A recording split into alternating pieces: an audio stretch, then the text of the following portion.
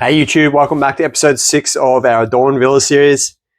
So I just want to get out at the start of this episode and say, if you do have structural damage in your house, it's not DIY friendly. So if you don't know what you're doing, you really do need to engage a professional. It's dangerous.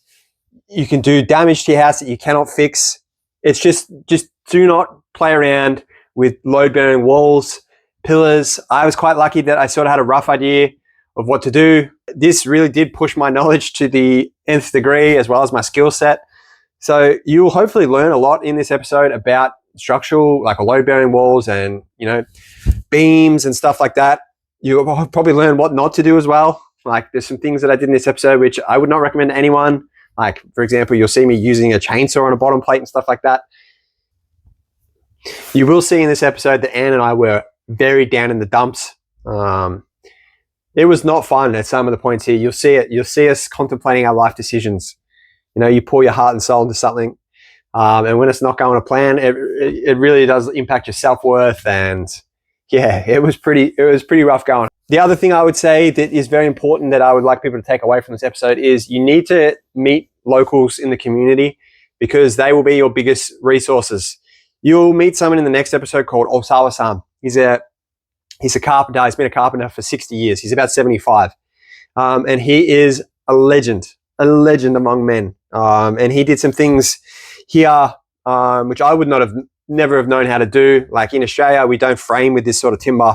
And there's some joints down here, which I'll show you in more detail in the next episode, which are super interesting.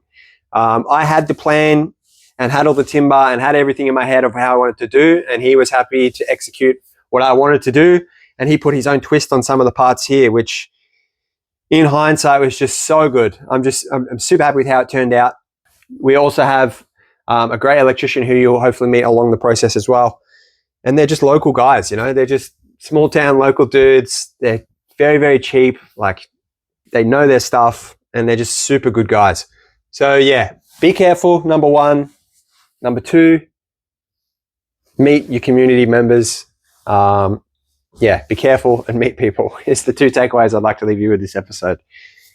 So yeah, let's take a look at Aaron, who's in a much less happy place.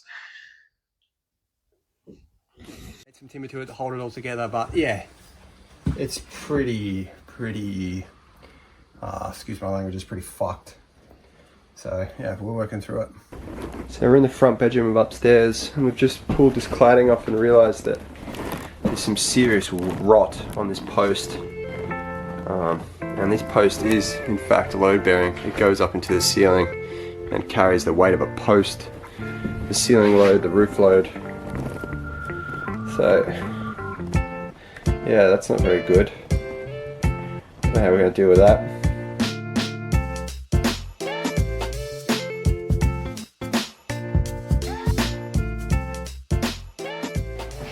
So we've spoken a little bit about this post already. So there's a chimney on this back wall and it's had water ingress obviously for 30 years. So water has got in from about here and worked the whole way down into the subfloor. So we haven't checked how far down the damage is, but obviously water is the enemy of the home. So we'll show you a close-up of this beam here, but there's a massive beam. I think it's probably 200 mil high and like probably 80 or 90 mil wide. Luckily that's all right. This has been the only surprise that we've found behind the walls so far, which, it is what it is. You win some, you lose some. So I want to try and replace these posts myself. This just survived winter and there would have been so much snow on the roof, which would have been super heavy, and it hasn't dropped, it hasn't sagged. So I don't think there's any roof load on it. I think it's basically just a structural post for these windows, but yeah, it needs to be replaced.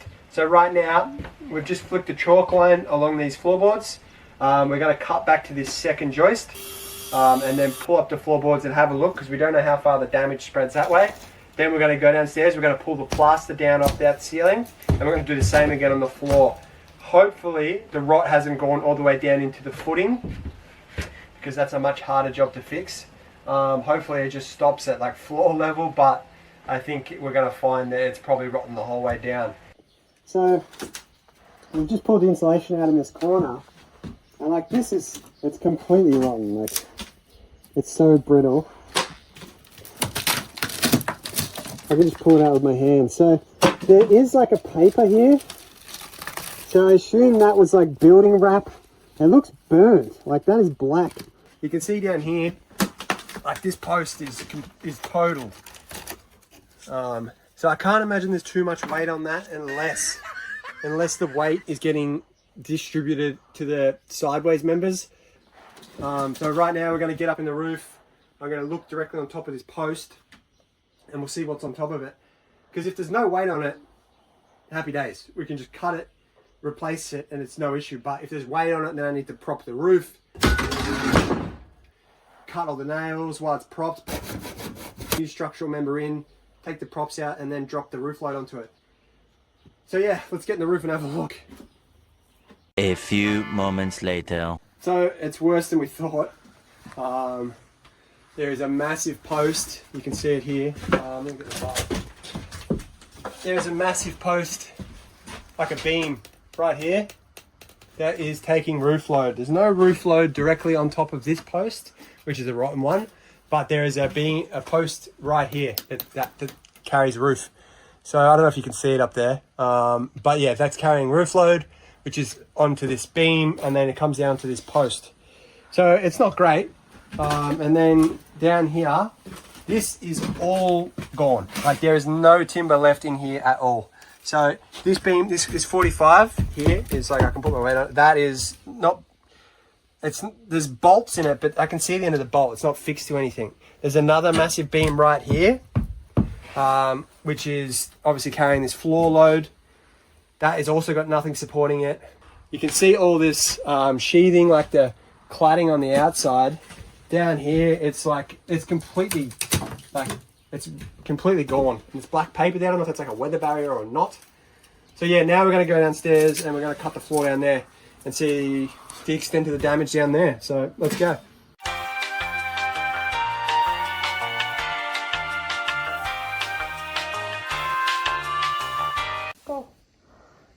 So we have some good news and we have some bad news. Bad news, I just snapped this structural post, or what's left of it, off with my hands. You can see it there. So this was 105 by 105. Not anymore. It's a shallow one it once was. The bad news continues. It's rotten. Like, I'm not sure if you can see out there, but there was a bottom plate that ran across there, completely gone. The post that takes the roof load, completely gone. I'm not sure if you can see it there or not. All the way down. So these whole posts, even looking behind there as well, it's come off the wall completely. Like I can fit my hand behind here. Like there's no wood left basically. So that is completely gone. The good news is that on the foundation, solid concrete. So there's a solid concrete perimeter that goes the whole way around the house. So I was worried before that the posts would be rotten all the way down into the foundation. I think we're going to find that it's probably rotten the whole way down. But it's good news. So what we're going to do is just basically start from the bottom on top of the concrete and work our way up. So we'll buy an acro prop. There's a beam that runs through here. We're going to brace the beam to this joist and bearer down here. There's no sag or anything, so I don't think there's much weight on this. But yeah, obviously this whole wall needs to be replaced with timber, so it's a good opportunity to do it right. So yeah, watch this space. That's the one. We have a winner. You have a winner? Yeah. Oh my god, don't crack it.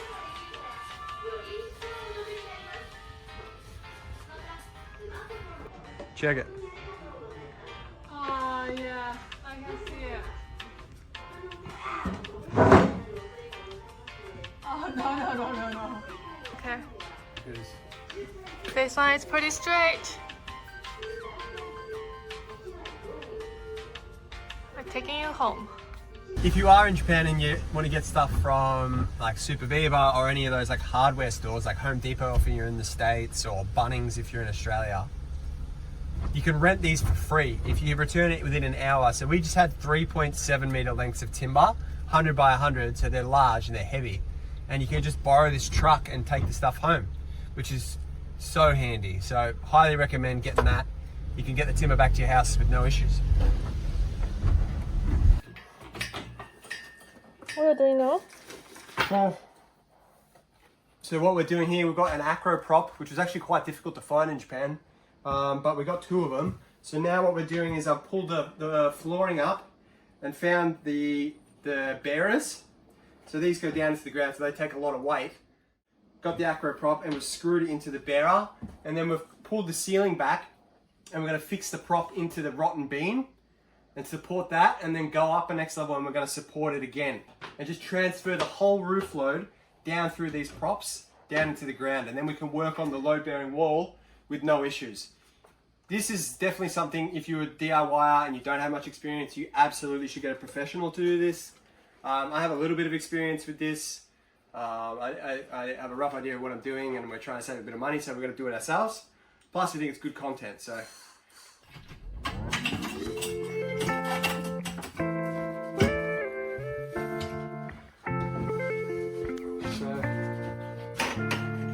Oh, it's magnetic. You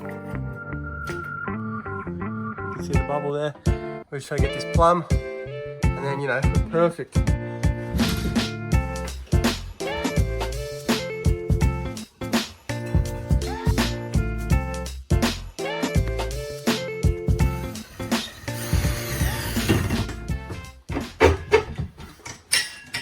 Alright, so that's engaged. All the weight is transferring through this beam into this acro prop and down, and then we've secured it into the bearer down below, and then obviously the bearer goes down, footing directly there, and that takes all the weight into the ground.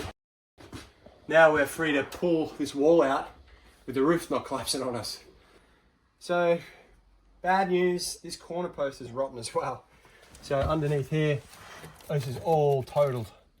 Got to try to figure out how far up the rot goes. Again, we're just going to probably dock this and put something underneath it, and then laminate some timber to it to hold it all together. But yeah, it's pretty excuse my language, it's pretty fucked.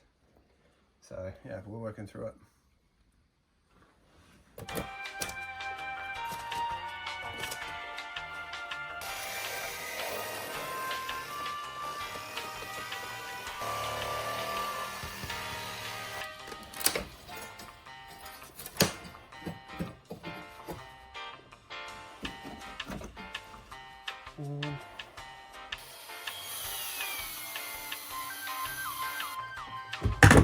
No. I'm trying to chainsaw. This is fucking next level.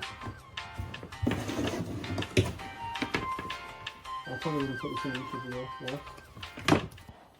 I've never done this in my life, and I would never recommend anyone to do it. But we're really struggling to cut this bottom plate out, just because of the angle. You got the cladding hard against it. We don't have a multi-tool, so I'm going to use the chainsaw, which is ridiculous, but it should be okay, just as long as I don't hit the concrete. We'll probably cut as far as we can and then try and bash the rest of it out. But yeah, don't try this at home.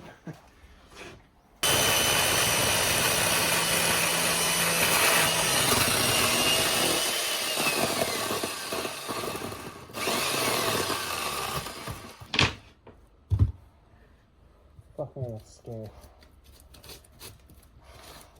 Look how rotten that is.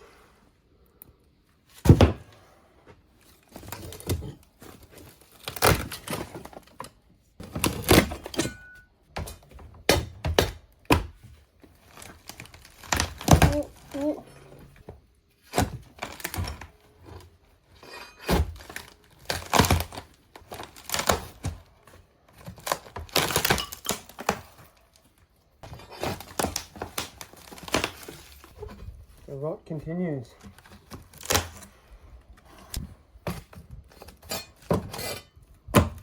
The size of the nails in all these structural beams. Obviously they didn't use screws or bolts. They just use these monster nails. They seem pretty rusty as well.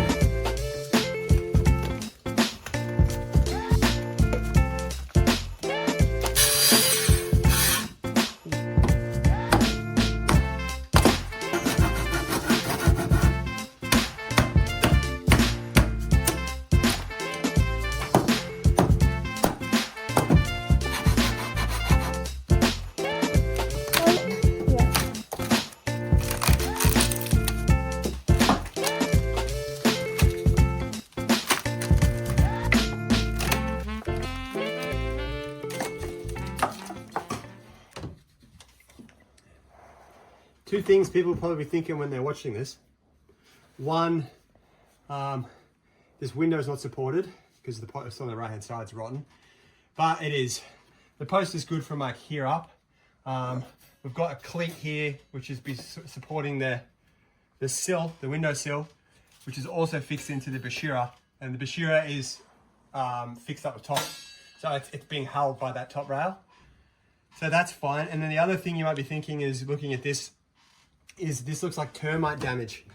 I thought it might be termite damage as well, but it's too cold in Hokkaido. There's no termites up here. So it's just moisture.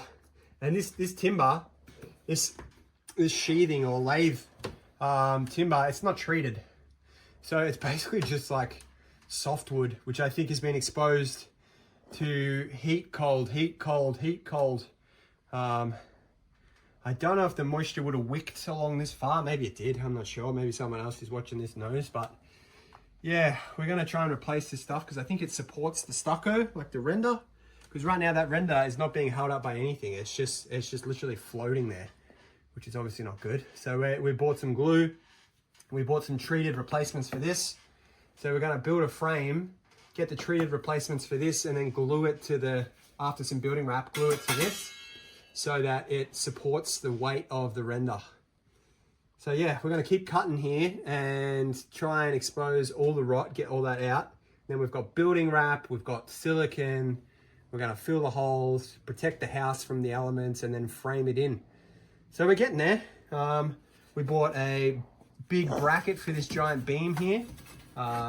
So it's like a joist hanger, a massive joist hanger that gets fixed underneath, and then it will go into this new post that we're about to put in, which will hold that, which is great. And then yeah, we're just gonna sort of replace everything that is rotten. So what Anne's doing here, we've removed all the rotten timber, as you can see. This whole wall is just absolutely totaled. So we're caulking the cracks in the chimney, caulking the cracks in the stucco render, and then we're leaving the holes along the bottom here so that if water does get in behind the stucco, which it will, it can run down the weather barrier that we're going to install, and then it can go out the bottom there. So ideally we would have flashings on the outside to cover these weep holes, but we're just using the natural imperfections in the building.